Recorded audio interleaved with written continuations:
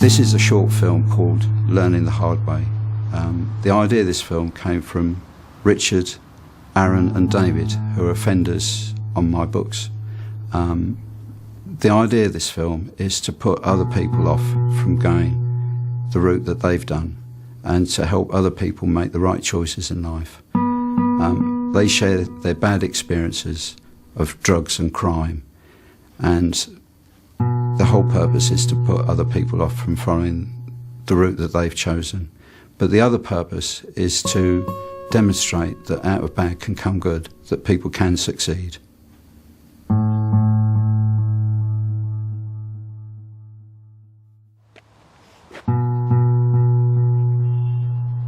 I started taking cocaine because it did make me feel good.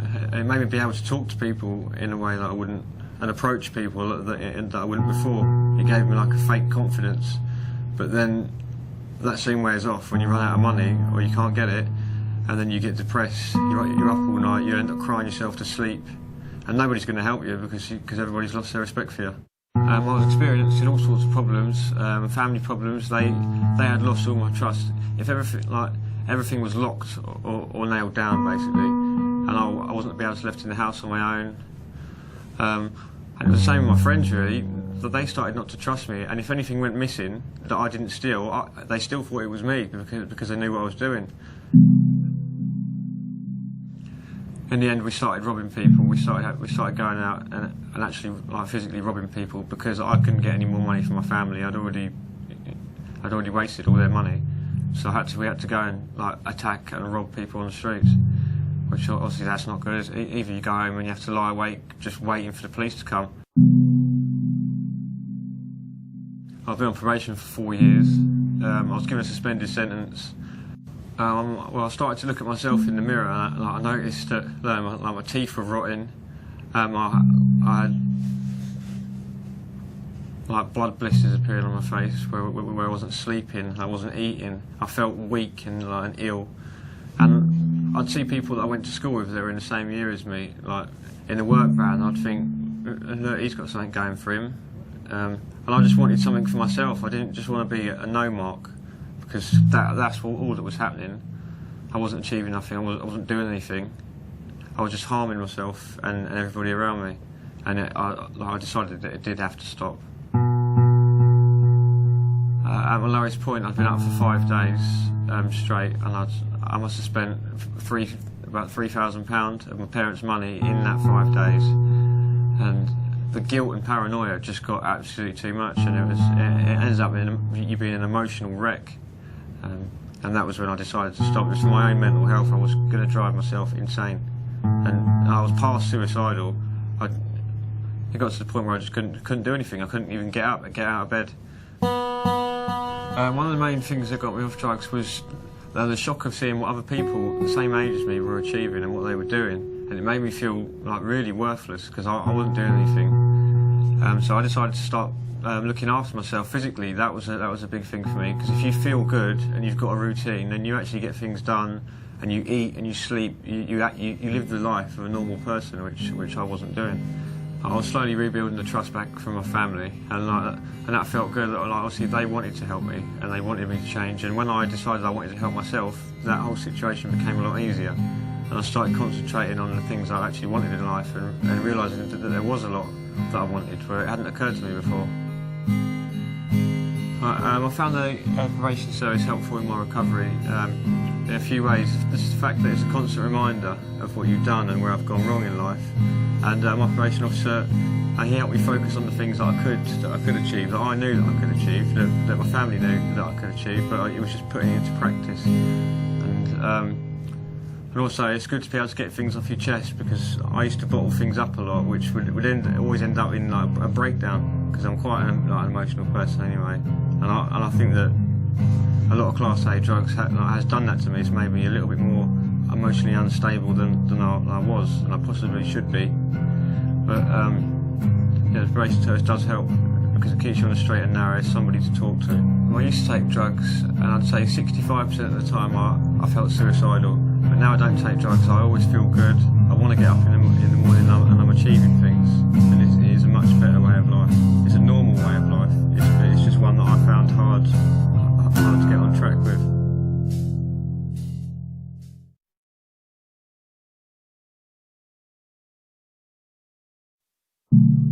The reason why I got into drugs, it was just to numb out certain effects from my mum's death. And then me being stupid, it just led on, and I just didn't realise I was a crack cocaine addict. When I didn't realise there's more help out there available if you really need it. Well, the troubles crack cocaine got me into, mainly, was the loss of the bonding I had with my sisters, brothers, lady at the time, as well as her mum and dad, you know, and her brothers too, and my friends, because I was just exposed. How the old Bill got involved at the time was when they raided my property for the first time, and then how they raided my property for the second time, and then me ending up into prison. At the time, it didn't have no financial effects on me because I didn't have to go out and feed my habit. I had money at the time. Physical effects, yes. I wasn't eating properly. I had lost quite a lot of weight. I sort of stayed in more because that's why I smoked the crack cocaine. I didn't smoke it anywhere else. And mental state, I didn't really have a mental state, but then, you know, you begin to realise that there is a mirror before you leave your front door once you've given up and feel better in yourself. And me personally, I feel much better in myself and more healthier and normal too for not taking drugs. My nicest memory of since I haven't took crack cocaine for well over a year and a half is seeing a smile on my children's faces, seeing being able to share questions and thoughts with my lady, because she doesn't know nothing about crack cocaine, and enlightening her. So maybe, or hopefully not, we can give this same sort of discussion to our children. Think about it, because there's loads of options, and it's only you who can say no. People may be out there to tell you or say to you, try it, but me personally, I would say think about it and just say no. I got a lot of support from my sisters and my partner at the time, which was nice, because a lot of people don't get that, and that's where I seen or saw where they would just spiral back into that addiction again. Best thing probation service done to help me get off drugs, it opened my eyes, give me confidence, and made me realise there's more to life than drugs.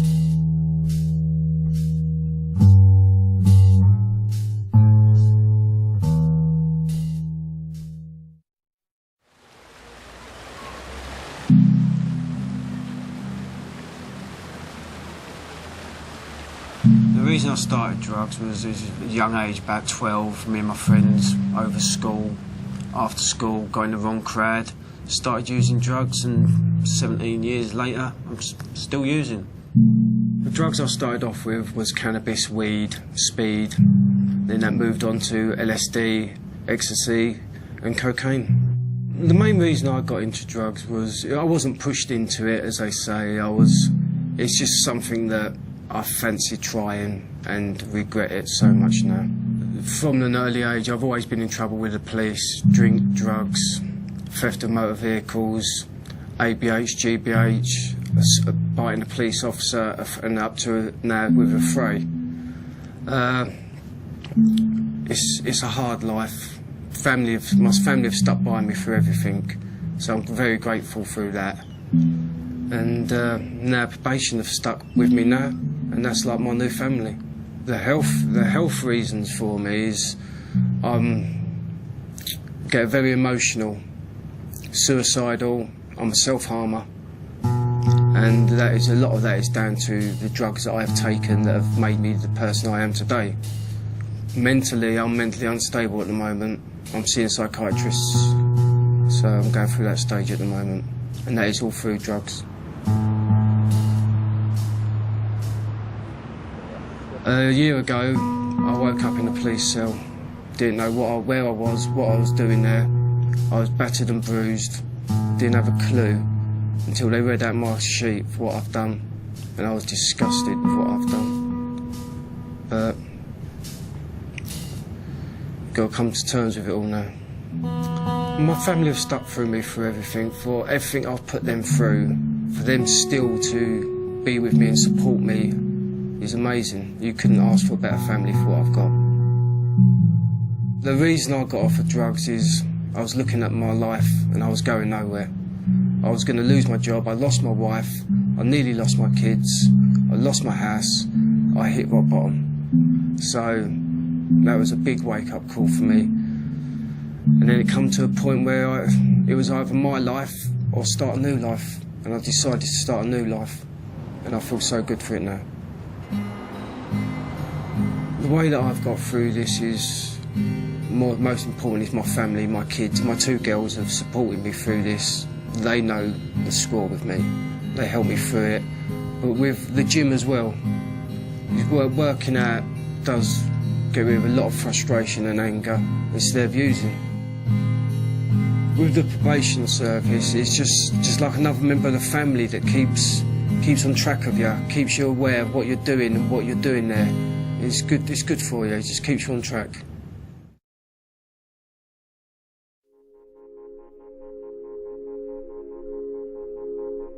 I have been a probation officer for years, and I can tell you that I've encountered a lot of sadness through meeting people with drug problems. A lot of the time they've been using drugs because they're victims of awful things. B, they can't trust anybody in the drug world. That they believe that they're friends, but they offend against each other. They often tell that they're mugged or robbed by each other. When they go and buy drugs, they have to take a knife with them. It's not funny. If they don't pay their drugs, they get beaten up. One of my guys told me he was left for dead on a lift in a tower block by one of his so-called friends, and his so-called friend stole his benefit book. I mean, you know, it's a really bad world, and I'd really discourage anybody from going down that road.